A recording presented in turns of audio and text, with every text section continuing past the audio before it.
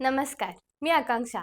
साधा सराच्या स्टुडिओमध्ये तुमचं स्वागत आहे. दरवेळी आपण नवनवीन पॉडकास्टमधून साधा सराच्या यूट्यूब चॅनलवरून भेटत असतो. यामध्ये जशा आपल्या दरवेळी गप्पा रंगतात, तशाच यावेळी सुद्धा रंगणार आहेत आणि छान असा इन्फॉर्मेटिव्ह हा व्हिडिओ तुम्हाला पाहायला मिळणार आहे. आणि हो, तुम्ही जर नवीन पॅरेंट्स असाल, म्हणजे आत्ताच तुम्ही पॅरेंटिंग सुरू केलं असेल किंवा आत्ताच तुम्ही आई-बाबा झाला असाल, तर तुमच्यासाठी हा व्हिडिओ फार महत्त्वाचा आहे. कारण आज आपल्यासोबत असणार आहेत डॉक्टर श्रीनिवास सर, जे एम.डी. पेडियाट्रिक्स आहेत आणि त्याचबरोबर 1979 पासून ते मिरजेमध्ये बालरोग तज्ज्ञ म्हणून काम करत आहेत. त्याचबरोबर त्यांच्याकडून आपण बऱ्याच गोष्टी जाणून घेणार आहोत. जसं की मुलांची झोप किती असली पाहिजे, मुलांचं संगोपन कशा पद्धतीने केलं पाहिजे, आईचं दूध किती वयापर्यंत आपण त्यांना दिलं पाहिजे आणि आत्ताचा सगळ्यात महत्त्वाचा प्रश्न म्हणजे स्क्रीन टाईम. तर स्क्रीन टाईम किती असला पाहिजे, मोबाईलपासून आपण त्यांना जास्तीत जास्त वेळ कसं लांब ठेवू शकतो, त्याचबरोबर ADHD असेल, ऑटिझम असेल किंवा स्पीच डिले असेल किंवा डेव्हलपमेंट डिले असेल, तर यावर कशा पद्धतीने आपण काम केलं पाहिजे, यांसारख्या विषयांवर, यांसारख्या प्रश्नांवर आज आपण आजच्या पॉडकास्टमध्ये गप्पा मारणार आहोत. चला सुरू करूया. सर, आता आपण बघतोय की नवीन पॅरेंट्सनी मुलांना हँडल करताना बऱ्याच गोष्टी पाळल्या पाहिजेत. तर मग पहिल्या वर्षामध्ये सर्वात महत्त्वाच्या 5 कोणत्या गोष्टी सांगाल, की त्या नवीन पॅरेंट्सनी अगदी त्यांच्या मुलांना सांभाळण्यामध्ये ॲडिशन केल्या पाहिजेत आणि त्या पद्धतीने सांभाळलं पाहिजे? नवीन पॅरेंट्सला असं एक 5 पॉइंट म्हणजे पहिला पॉइंट असं आहे, की पालक आणि मुलं या दोघांच्या सुरळीत झोप व्हायला पाहिजे. झोप व्यवस्थित झाली तर वाढ आणि विकास बरोबर त्याच्याबरोबर एकसारखं व्यवस्थित होईल. बरोबर. हे 1 नंबर. 2 नंबर त्यांना मुलांच्या बद्दल सांगायचे म्हणजे आईचे दूध म्हणजे स्तनपान हे अतिशय महत्त्वाचे असते. त्यात सुद्धा पहिला 6 महिना पाणी सुद्धा न देता फक्त आईचे दूध दिले तर सर्वात उत्तम. आणि पूरक आहार आम्ही जे म्हणतो ते 6 महिन्यानंतर हळू-हळू एक आयटम एका वेळेला आपण सुरू करायचं. बरं. असं करून 1 वर्षापर्यंत त्यांना सदृढ करायचं आणि त्यावेळेला पूर्ण 1 वर्षात किती वाढ झालेली आहे, किती विकास झाले याच्यावर लक्ष ठेवले पाहिजे. तिसरी पॉइंट लसीकरण हे फार महत्त्वाचे आहे.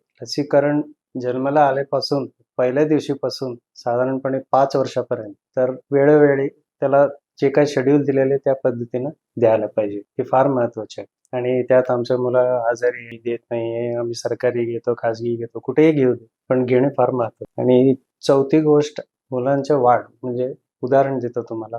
एक 2 महिन्याचे 3 महिन्याचे बाळ बघून आई-वडिलांना बघून हसायला पाहिजे. साधारणपणे 3 महिन्याचे असताना मान धरायला पाहिजे, 6व्या महिन्यात बसायला पाहिजे, 10व्या महिन्यात रांगायला पाहिजे, टाटा करायला पाहिजे. 1 वर्षानंतर हळूहळू एक-एक शब्द उच्चार करायला पाहिजे. हे वाढ आणि विकास दोन्ही. वाढ म्हणजे शारीरिक, विकास म्हणजे मेंदूची. हे व्यवस्थित होते का हे बघायचं. आणि 5वी महत्त्वाची गोष्ट पालक फार तंदुरुस्त पाहिजे आणि त्यांचे सदृढ शैली, जीवनशैली हे फार महत्त्वाचे आहे. कारण पालक सदृढ असलं तर मुलं सदृढ. बरोबर. या सगळ्या जर गोष्टी त्यांनी पाळल्या तर नक्कीच ते चांगल्या पद्धतीनं मुलांचं संगोपन करू शकतात. यामध्ये जसा तुम्ही एक मुद्दा सांगितलात, की आईचं दूध हे फार महत्त्वाचं आहे हो. आणि पहिल्या 6 महिन्यामध्ये पूर्ण आईच्या दुधावरच त्यांनी संगोपन केलं पाहिजे. यामध्ये एक्सक्लुझिव्ह ब्रेस्ट फीडिंग म्हणजे नेमकं काय? आणि त्याचबरोबर आईचं दूध मुलांना किती वयापर्यंत द्यावं? एक्सक्लुझिव्ह म्हणजे फक्त आईचे दूध म्हणजे फक्त आईचेच दूध. बाकी कुठलीच गोष्ट म्हणजे पाणी म्हणा, साखर पाणी, वरचं दूध हे अजिबात चालणार नाही. म्हणजे हे कशासाठी? मुलाच्या रोग प्रतिबंधक क्षमता वाढते. मुलाचं वाढ चांगलं होते. वजन वाढ म्हणतो ते पण चांगलं होते. बाकीच्या पोट साफ होणे, लघवीचे म्हणा हे सगळ्यात नैसर्गिक क्रिया सगळ्या व्यवस्थित होण्यासाठी एक्सक्लुझिव्ह ब्रेस्ट फीडिंग म्हणतो. यात फक्त आईचे दूध म्हणजे आईचे दूध, बाकी काहीच नाही. आणि साधारणपणे आम्ही 1.5 ते 2 वर्षापर्यंत आईचे दूध द्यावं असं म्हणतो. जास्त पण देऊ नये. त्याला ब्रेस्ट ॲडिक्शन म्हणतात. असं होऊ नये म्हणून जास्तीत जास्त 1.5 वर्षापर्यंत त्यांना सांगायचे की तुम्ही देऊ शकताय आणि 6 महिन्यानंतर पूरक आहार एक इंट्रोड्यूस करायचे. पण 1.5 वर्षापर्यंत लिमिट ठेवा. बरोबर. आणि यामध्ये फॉर्म्युला मिल्क हा जो प्रकार आहे, हा आता सर्रास दिला जातो मुलांना आणि अगदी म्हणजे 2-3 महिन्यापासूनच फॉर्म्युला मिल्क दिलं जातं. त्याच्याबरोबर मग गाईचं दूध ह्या सगळ्या गोष्टी चालू केल्या जातात आणि त्यासोबत मग सॉलिड फूड पण दिलं जातं. तर मग फूड इंटेक करण्याचं किंवा बाळांना देण्याचं हे योग्य वय काय असू शकतं आणि कधीपासून ते दिले पाहिजे? असं आहे की फॉर्म्युला मिल्क म्हणा, गाईच्या मिल्क म्हणा हे पर्यायी व्यवस्था आहे. ज्या वेळेला आपण म्हणतो की 90% आईनं दूध येते. फक्त एक 5 ते 10% आईनं दूध येत नाही. असं पर्याय व्यवस्था म्हणून फॉर्म्युला दूध द्यायला हरकत नाही. तरी सुद्धा ह्यात गाईचं दूध पूर्वी देत होतो कारण फॉर्म्युला मिल्क खूप महाग होतं. आता गाईचे दूध शक्यतो 1 वर्षापर्यंत टाळा. का टाळायचं म्हणजे त्याची अलर्जी होऊ शकते आणि एकदा गाईच्या दुधाची अलर्जी झाली की ट्रीटमेंट देणं पण खूप अवघड. तर शक्यतो पर्याय व्यवस्था म्हणून द्यायला हरकत नाही. आणि हे सगळं देत असताना पूरक आहार 6 महिन्यानंतर चालू करायचे. ते सुद्धा एका वेळेला एकच नवीन गोष्ट मुलांना ऍड करायची. कारण एका दिवशी सकाळी एक दुसरं दिले, दुपारी दुसरे दिले, रात्री दुसरं दिले, हे करून हे केले तर पोट बिघडायची शक्यता जास्त असते. त्याच वेळेला हे देत असताना देखील मुलाच्या वाढवरती एक लक्ष ठेवावं. बरोबर. हं. तुम्ही बऱ्याचदा या गोष्टींना सामोरं गेला असाल किंवा ऐकलं असेल, की माझं मूल जास्त खात नाही आणि त्याला भूक लागत नाही. मी कितीही म्हणजे कित्येक जास्तीत जास्त वेळा जरी सांगितलं, की खा, खा, तरी पण त्याचं तेवढं खाण्याकडे लक्ष नसतं. मग ही प्रत्येक आईची तक्रार आहे. त्याला तुम्ही काय उत्तर द्याल? ऍक्च्युली हे चुकीचे आहे. कारण मुलं उपाशी कधी राहत नाही. फार मोठा आजार असेल, असं काय असलं तर उपाशी राहतात. नाहीतर ते डिमांड फीड म्हणतो. ते मागून खाते दूध. पण ह्या वेळेला मुलाचे समजा वजन वाढ व्यवस्थित असेल आणि त्याच्या डेव्हलपमेंट विकास वगैरे व्यवस्थित असेल तर जरा कमी खाण्यामध्ये काही वाईट नाही. फारच वजन घटायला लागले, प्रत्येक महिन्याला कमी व्हायला लागले तरच काळजी घ्यायची आणि लहान मुलांच्या स्पेशलिस्टकडे घेऊन जायचे. आणि यात दुसरे महत्वाचे पॉईंट म्हणजे 1 वर्षानंतर नॉर्मली भूक कमी होते. बरं. 1 वर्षापर्यंत जेवढे भूक असते तेवढे दुसऱ्या वर्षात कमी असते. त्यावेळेला मूल नॅचरली कमी कमी कमी खात. उदाहरण देतो. आता जन्माला आल्यानंतर साधारणपणे ॲव्हरेज 3 किलोचे बाळ असते. 6व्या महिन्यात डबल होते. बरोबर. 6 किलो होते. 1 वर्षाचे असताना 9 किलो होते. तिप्पट होते. म्हणजे पहिल्या वर्षी तिप्पट वजन वाढते. म्हणजे तेवढं ते मुलांच्या दुधाच्या किंवा आहाराच्या अवलंबून पण एवढंच असतं. दुसऱ्या वर्षात फक्त 1 किलो 2 किलो वाढते. तेवढं त्याच्या दुधाच्या किंवा आहाराच्या रिक्वायरमेंट पण कमी. बरं. त्यामुळे थोडं कमी खाल्लं तर काय वाईट नाही. जोपर्यंत मुलाचा वाढ चांगला आहे. यात दुसरी गोष्ट आता आपण म्हणतो की स्टूल पास करणे. तर संडास पास करण्यामध्ये व्यवस्थित जरी होत असेल रोजच्या रोज आणि लघवी फॉर एक्झाम्पल प्रत्येक वयाच्या किती वेळ पास करते हे त्याला मर्यादा आहे. ते व्यवस्थित होत असेल तर दूध पुरते असं आपण समजून हे स्पेशलिस्ट सांगू शकतात. पण शक्यतो गैरसमज माझं मुलं खात नाही हे गैरसमज. बरोबर. तुम्ही जसं सांगितलं त्यांच्या भुकेनुसार ते डिमांड करून खातात. हो. याच्यामध्ये आपण बऱ्याचदा ऐकतो, की माझं मूल पिकी ईटर आहे. म्हणजे पिक करून ईट करतं, खात असतं तसं आणि त्याचबरोबर नॉर्मल टोडलर बिहेवियर जे आहे. तर या दोन्हीमधला नेमका फरक काय आहे? पिकी इटिंग म्हणजे मर्यादित जे खाणे असते किंवा दूध असते काय असते ते खाणं. पण मर्यादित म्हणजे एक मुलं असतात की एक रागीशिवाय दुसरं काही खात नाही. एक मुलं असं असते की राईस शिवाय दुसरं खात नाही, अन्नाशिवाय. एक मुलं मला चपातीच पाहिजे म्हणतात. हे पिकी इटिंग म्हणजे फार रिजिड असतात. दुसरं तुम्ही काहीही दिलं तर ती खाणार नाही. आणि नॉर्मल टॉडलर वेगवेगळं आहे. थोडं कमी खाईल. काही मुलं जास्त खातील, काही मुलं कमी खातील. पण व्हरायटी खातात आणि तुम्हाला त्रास देणार. लेकिन प्रत्येक गोष्टीमध्ये मी अंडरलाईन करतो की मुलाच्या वाढ बघ. तर पिकी इटिंगच्या वेळेला जास्त करून त्यांना तणाव न देता, मुलांच्या बरोबर संघर्ष न करता, त्याला प्रेमाने समजावून सांगून त्याला व्यवस्थित रुटीनवर आणणे फार महत्वाचे. बरोबर. आणि त्यानुसार त्यांच्या आवडीनुसार त्यांना खायला देऊन त्यामध्ये हेल्थ त्यांची चांगली मेंटेन करणं हे त्यावेळी जास्त महत्वाचं आहे. जे नवीन पॅरेंट्स आहेत, नवीन मदर्स आहेत, तर त्यांचं कसं असतं, की आम्हाला डॉक्टरांनी सांगितलं, की 1.5 तासाने फीड करा, 2 तासाने फीड करा. सो ते फोर्स फीडिंग करतात बऱ्याचदा. तर मग याचे लाँग टर्म आपल्याला परिणाम काय दिसून येतात? ऍक्च्युली फोर्स फिडिंग कधीच करू नये. तर त्यामुळं काय होतंय तणाव निर्माण होते आणि पालकांच्या आणि मुलाच्या म्हणजे संघर्ष निर्माण होते. आणि फोर्स फिडिंग करून करून ते पिकी इटर्सच्या ग्रुपमध्ये जातात. हे नॉर्मल इटिंग ग्रुपमध्ये जातच नाही. परत ते ट्रीट करणं खूप अवघड होऊन बसते. तसं बघायला गेले तर फोर्स फिडिंग करून ते मुलांच्या एक प्रकारचे आवर्षण येते. ते बघितलं की त्याला उलटे आल्यासारखं करतात. काहीतरी काढतात ते. एकदम डेकर दिल्यासारखं, उलटे आल्यासारखं. दुसरं काहीतरी सिम्पटम चालू होतं. तुम्हाला वाटतं की बाळ आजारी म्हणून फोर्सफुल फिडिंग शक्यतो करू. तेच परत प्रयत्न करून त्यांना समजावून सांगून प्रेमाने दिले तर होईल. म्हणजे एका वेळेनंतर त्यांना नॉशिया यायला लागतो त्या गोष्टींचा आणि मग ते नंतर परत त्या गोष्टींकडे वळत नाहीत किंवा खातच नाहीत त्या गोष्टी. आता आपण बघतो की सगळ्यांचे शेड्यूल्स हे खूप बिझी झालेले आहेत. प्रत्येक आई-बाबा दोघंही जॉब करत असल्यामुळं त्यांचं असं असतं की माझा मुलगा काहीतरी खाऊ दे, कसं तरी खाऊ दे, पण खाऊ दे. पण यामध्ये ते काय करतात की एकदा मोबाईल देतात किंवा टीव्ही चालू करून देतात आणि मग त्याच्यासमोर बसून ते मुलाला भरवतात. मग त्यामध्ये तो मुलगा काय खातोय, किती खातोय याचा अंदाज त्या स्वतःला पण नाही लागत. तर हे जे अशा पद्धतीचं भरवणं आहे, खायला घालणं आहे, तर यावर तुम्ही काय सांगाल? सल्ला देणे फार सोपं आहे. कारण आम्ही बघतो प्रत्येकाच्या घरोघरी 2 ते 3 महिन्याच्या बाळाला मी बघितलंय हातात मोबाईल दिल्याशिवाय दूधच पित नाही. वरचं दूध, आईचं दूध सोडून पित नाही. पण हे चुकीचं आहे. सगळ्यांना माहिती आहे. फक्त पालकांनी काय करायचं, की शक्यतो हे टाळावं. का टाळावं म्हणजे ते टीव्ही बघता-बघता, मोबाईल बघता-बघता चावून खात नाही. हं. गिळते बरोबर आणि किती खाते त्याला माहीत पडत नाही. कमी पण खाऊ शकते किंवा जास्त पण खाऊ शकते. दोन्ही वाईटच आहे. आपल्याला माहितीच आहे. तर शक्यतो मला वाटते, की प्रेमाने सांगून, शांततेने करून आणि पालक त्याला दूध देताना, हे करताना स्वतः टीव्ही बघू नये किंवा मोबाईल बघू नये. हं. असं करून टाळता येते. पण हे सांगायचं फार सोपं आहे. प्रॅक्टिकलमध्ये अवघड. बरोबर. जर आई-वडिलांनी त्या गोष्टी जर पाळल्या, की आम्हीच टीव्ही बघत नाही किंवा मोबाईल घेत नाही, तर कदाचित मुलांवर चांगले परिणाम होऊ शकतात होऊ यामध्ये. शकते. आपण थोडंसं 2 ते 5 वर्षाच्या वयोगटाकडे येऊया. तर यामध्ये असे कोणते सुपर फूड सांगाल तुम्ही, जे आपण मुलांना दिले पाहिजेत या वयोगटामधल्या? पहिल्यांदा म्हणजे सुपरफूड हा शब्दच चुकीचे. असं कुठलंही सुपरफूड असं नसते. हं, पण शक्यतो आपण म्हणतो, की जे पौष्टिक आहार आहे, हं. त्याच्यामध्ये मांसाहारी असलं तर अंडी, सस्याहारी असलं तर आपल्याला उपमा म्हणावं, इडली, पनीर हे सगळं सुपरफूड. म्हणजे काय, त्यानं पोट भरते आणि कॅलरी पण वाढते, प्रोटीन पण मिळते. पण असं फिक्स सुपरफूड असं सांगणं काही नाही. असं असलं तर शॉर्टकट होते. सगळं पालक तेच करतील. बरोबर. लहान मुलं जी शाळेला आपण पाठवतो, तर त्यांचा लंच बॉक्स हा खूप मोठा हो. एक प्रश्न आहे आईसमोरचा, की हं. रोज लंच बॉक्सला काय द्यायचं? तर मग असं कोणतं फूड आहे जे आपण त्यांना देऊ शकतो आणि जे गरजेचं आहे त्यांच्या शरीरासाठी आणि त्याचबरोबर असं कोणतं फूड आहे जे टाळलं पाहिजे? काय द्यायचं नाही पहिलं मी सांगतो. हं. मुलाला बिस्किट, ब्रेड, पिझ्झा किंवा नुसतं दूध हे सगळं शक्यतो टाळा. हं, काय द्यायचं म्हटल्यानंतर एक पोळी आणि एखाद्या वेळेला पराठा, स्टफ पराठा, फ्रुट्समध्ये रंगीत फ्रूट आपण ऑरेंज म्हणतो, टोमॅटो हं. म्हणा, केळी, संत्री हे सगळं देऊ शकतो. एक-एक गाजर, कट केलेले गाजर. एक रंगीत का म्हणतो मी, प्रत्येकात व्हिटॅमिन वेगवेगळे असते. बरोबर. हां.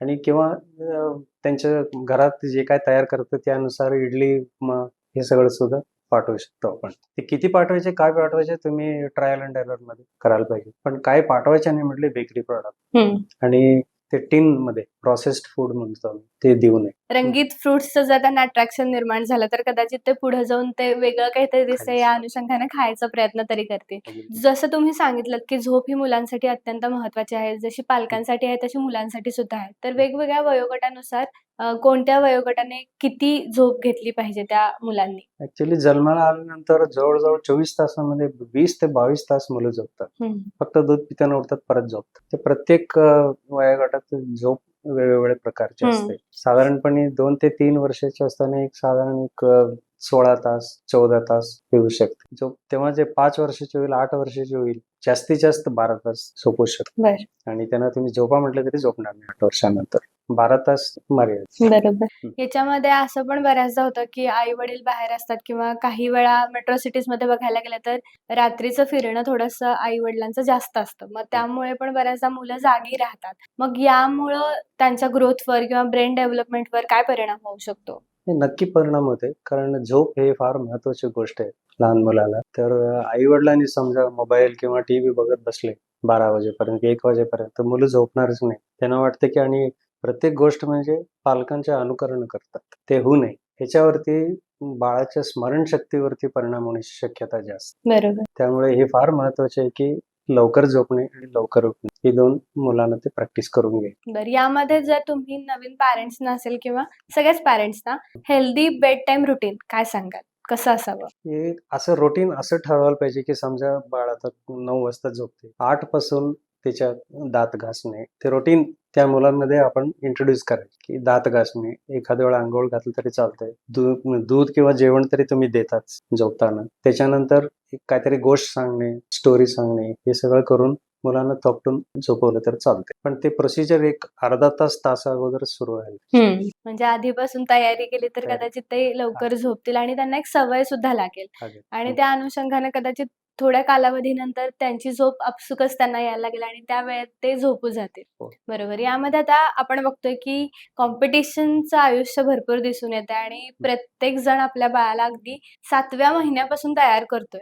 म्हणजे वेगवेगळे कार्ड्स आलेत मार्केटमध्ये, बऱ्याच गोष्टी आलेल्या आहेत. मग यामध्ये स्कूल लाईफ जी आहे, ती सुद्धा खूप लवकर सुरू झालेली आहे. हो. तर मग याच्यासाठी ॲक्युरेट एज काय असलं पाहिजे? प्री स्कूलचं असेल किंवा प्ले ग्रुपचं असेल? प्ले ग्रुप आम्ही तरी म्हणतो की 2 वर्षाच्या आत पाठवू नये. हम्म. एक 24 महिना झाल्यानंतर प्ले ग्रुपमध्ये घालावं. आणि प्ले ग्रुपमध्ये सुद्धा सुरुवातीला तुम्हाला माहिती आहे ते रडतात मुलं, हम्म. ते जात नाही म्हणतात.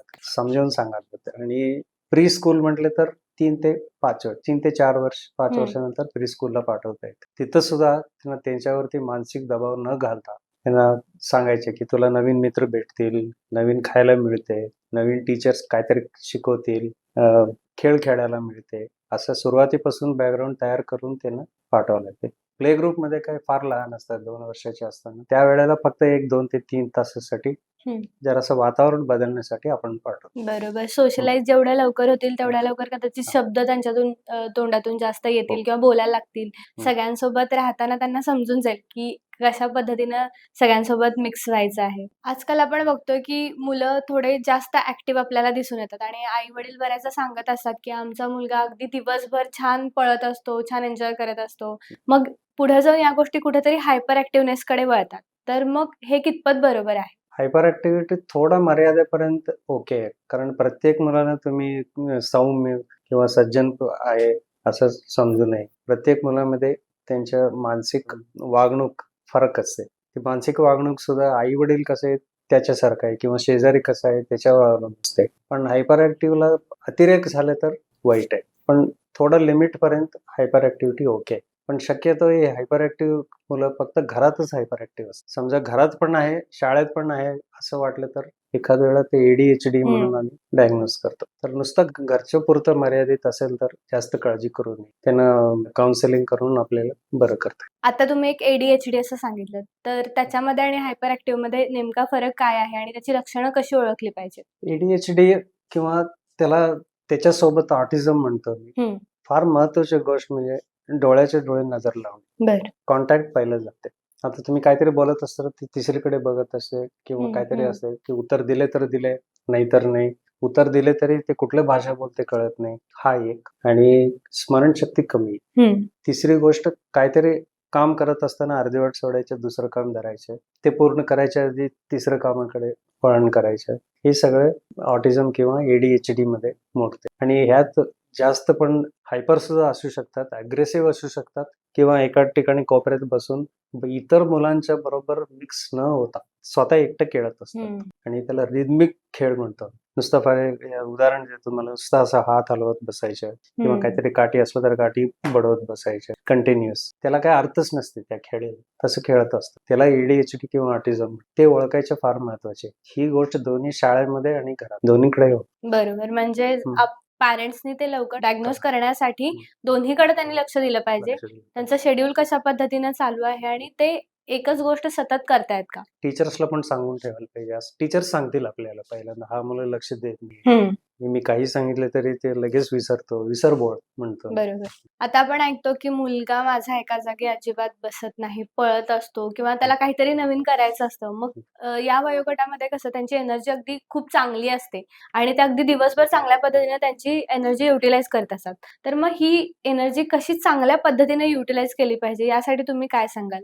पहिली गोष्ट म्हणजे ऊर्जा दाबायला नाही पाहिजे. ते मुलं असं एखाद वेळा त्याच्या ऊर्जा फार ऍक्टिव्ह आहे, एनर्जी जास्त आहे असं वाटलं तर त्याला कुठलीही गोष्टमध्ये खेळ म्हणा, अभ्यास म्हणा, दुसरं उदाहरण म्हणजे डान्सिंग म्हणा, तर बाकीच्या ऍक्टिव्हिटीज मध्ये कशात इंटरेस्ट आहे बघून तो वाढवायच्या बघायला पाहिजे. आता फॉर एक्झाम्पल एक मुलाला डान्सिंग फार आवडत असते, तिथं जास्त लक्ष देऊन त्याला जर प्रेरणा दिली चांगलं डान्सर पण होईल. किंवा भाषण देणे किंवा अभ्यासक्रमामध्ये तर शक्यतो ऊर्जा दाबू नये. बरोबर. ओळखायला पाहिजे.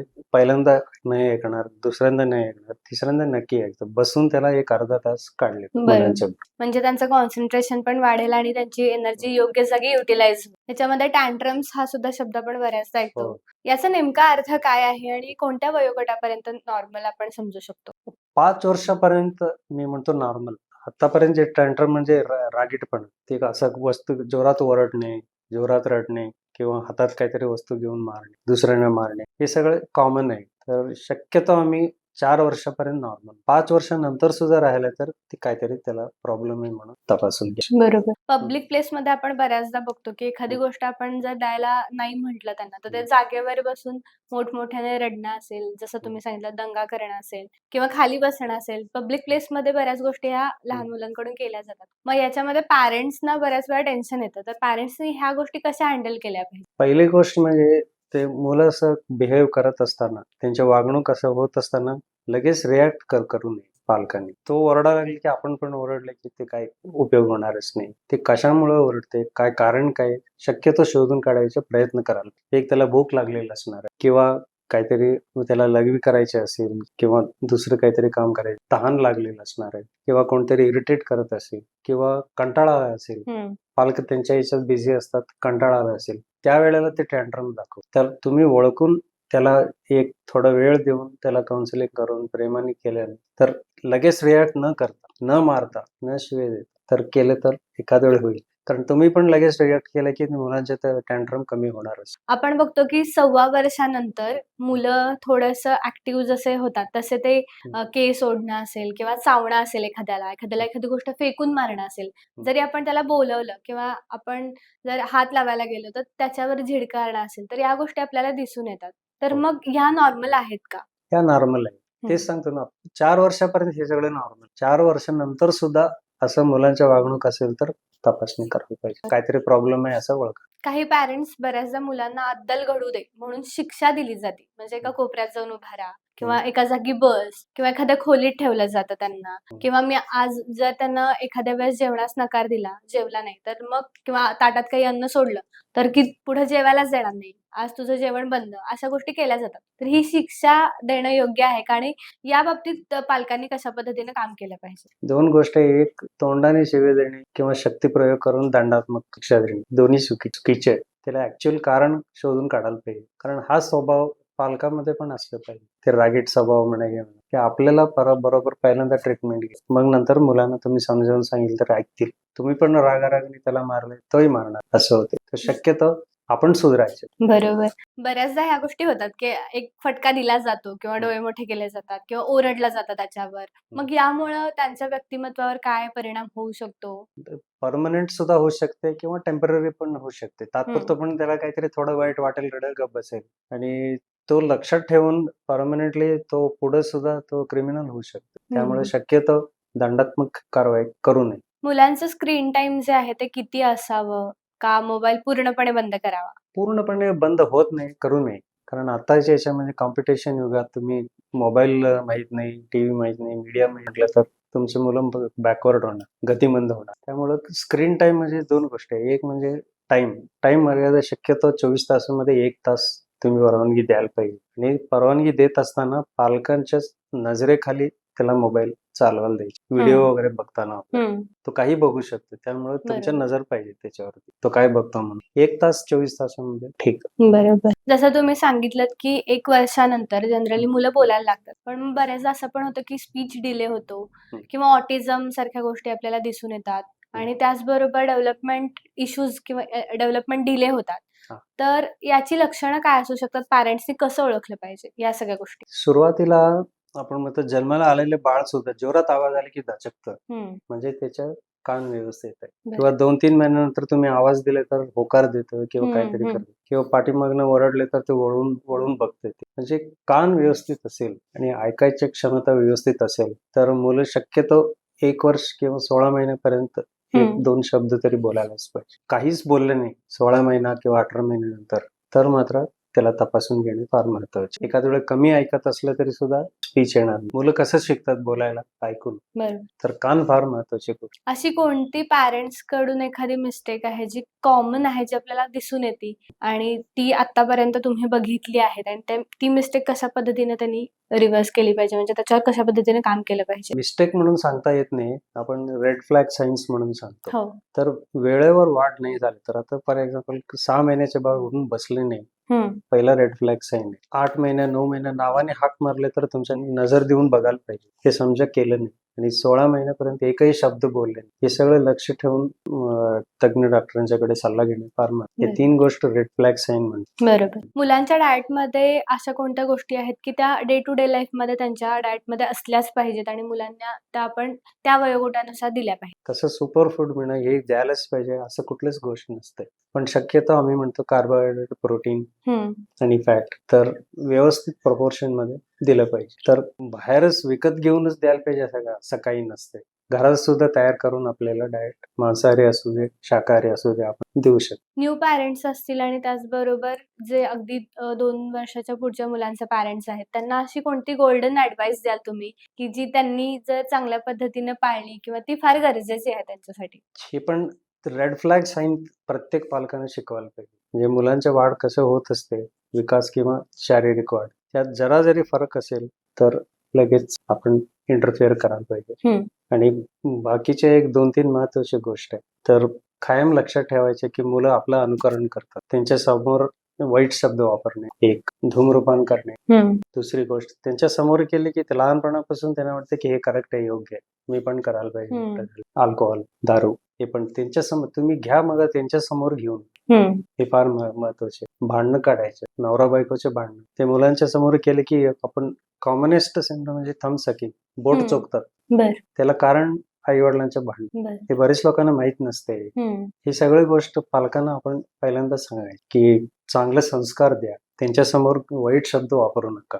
एक धूम्रपान करू नका, दारू वगैरे त्यांच्या समोर सेवन करू नका आणि भांडण करू. हं. ही 4 गोष्ट प्रत्येक पालकाने आपापले समजून घ्यायला पाहिजे. एकमेकाची जरासा संमती असेल तरच मुलांचा विकास व्यवस्थित होतो. येस. तुम्ही खूप छान माहिती दिलीत आणि त्याचबरोबर मुलांचं संगोपन कशा पद्धतीनं त्यांच्या वयोगटानुसार केलं पाहिजे.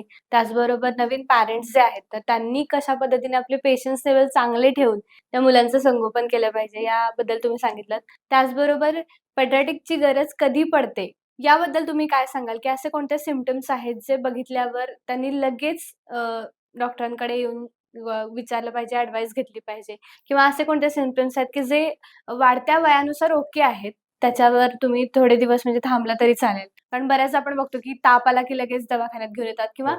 बऱ्याचदा असंही होतं, की सेल्फ प्रिस्क्राईब्ड मेडिसिन्स दिले जातात मुलांना, की हे काय कॉमन आहे, ठीक आहे असू दे.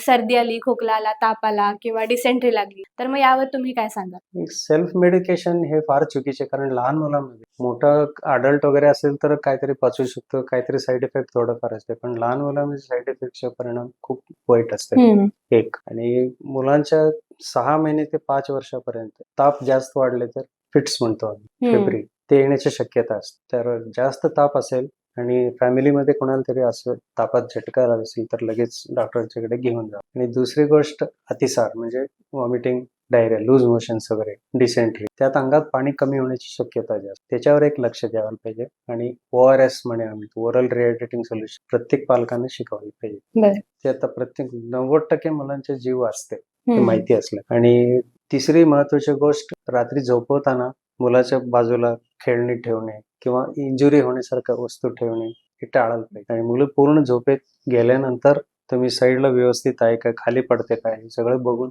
हे बारीक सारीक गोष्ट आहे. सगळ्या पालकांना आपण समजून सांगायला. बरोबर. खूप छान माहिती दिलीत आणि चांगल्या पद्धतीने तुम्ही ॲडवाईस सुद्धा दिलेली आहे. जसं मी सांगितलं, की गोल्डन ॲडवाईस जे खरंच ऐकणं किंवा समजून घेणं हे फार गरजेचं आहे. काही रेड फ्लॅग्स सांगितले तुम्ही, जे त्या वयोगटानुसार त्या मुलांमध्ये बघितले पाहिजेत. डेव्हलपमेंट इश्यूज होऊ नयेत किंवा ऑटिझम सारख्या गोष्टींना त्यांना पुढे जाऊन सामोरं जावं लागू नये, याकरता या सगळ्या गोष्टी फार गरजेच्या आहेत. आज तुम्ही साधं सराच्या स्टुडिओमध्ये आलात, एवढी छान माहिती दिलीत त्याबद्दल खूप खूप धन्यवाद. Thank you. आजच्या पॉडकास्टमध्ये आपण जाणून घेतलेलं आहे, की नवीन पॅरेंट्सनी कशा पद्धतीने पॅरेंटिंग केलं पाहिजे, त्यांच्या लहान मुलांचं संगोपन करताना कोणती काळजी घेतली पाहिजे, त्याचबरोबर ऑटिझम सारख्या लक्षणांना कशा पद्धतीने सामोरं गेलं पाहिजे, लवकरात लवकर लक्षणं ओळखून त्यावर कशा पद्धतीनं आपल्या बालरोग तज्ज्ञांकडून सल्ला घेतला पाहिजे आणि त्या योग्य सल्ल्याचा वापर कशा पद्धतीने केला पाहिजे. त्याचबरोबर मुलांची झोप असेल, त्यांचं फूड इंटेक असेल, त्यांचं डाएट असेल, हे कशा पद्धतीने चांगलं ठेवलं पाहिजे. स्क्रीन टाईम आहे तो जास्तीत जास्त कमी केला पाहिजे, जेणेकरून आपण त्यांना चांगल्या पद्धतीनं त्यांची एनर्जी जी आहे चांगल्या पद्धतीनं युटिलाइज करू शकतो आणि स्क्रीन टाईमपासून त्यांना आपण टीव्ही आणि मोबाईलपासून आपण कसं त्यांना लांब ठेवू शकतो आणि त्यांची एनर्जी चांगल्या पद्धतीने युटिलाइज करू शकतो, या गोष्टी आपण या पॉडकास्टमधून जाणून घेतल्या आहेत. आपल्यासोबत डॉक्टर श्रीनिवास सर होते, जे 1979 पासून ते मिरजेमध्ये बालरोग तज्ज्ञ म्हणून काम करत आहेत. आणि आजचा पॉडकास्ट तुम्हाला कसा वाटला हे नक्की सांगा. आणि अशा नवीन पॅरेंट्ससोबत कशा पद्धतीने पॅरेंटिंग त्यांनी केलं पाहिजे या ट्रिक्ससाठी त्यांना हा व्हिडिओ शेअर करा, जेणेकरून जास्तीत जास्त लोकांपर्यंत हा व्हिडिओ जाईल आणि पॅरेंटिंग अगदी इझी आणि एन्जॉयबल होत जाईल. तुम्हाला हा व्हिडिओ कसा वाटला हे नक्की कळवा, कमेंट करू शकता त्यासाठी तुम्ही. आणि त्याचबरोबर अजून जर आपल्या चॅनलला सबस्क्राईब केलं नसेल तर नक्की सबस्क्राईब करा. बेल आयकॉन दाबायला विसरू नका, जेणेकरून तुम्हाला अशाच नवनवीन इन्फॉर्मेटिव्ह पॉडकास्टचे नोटिफिकेशन्स तुमच्यापर्यंत येतील. लाईक करा, शेअर करा आणि जरूर सबस्क्राईब करा.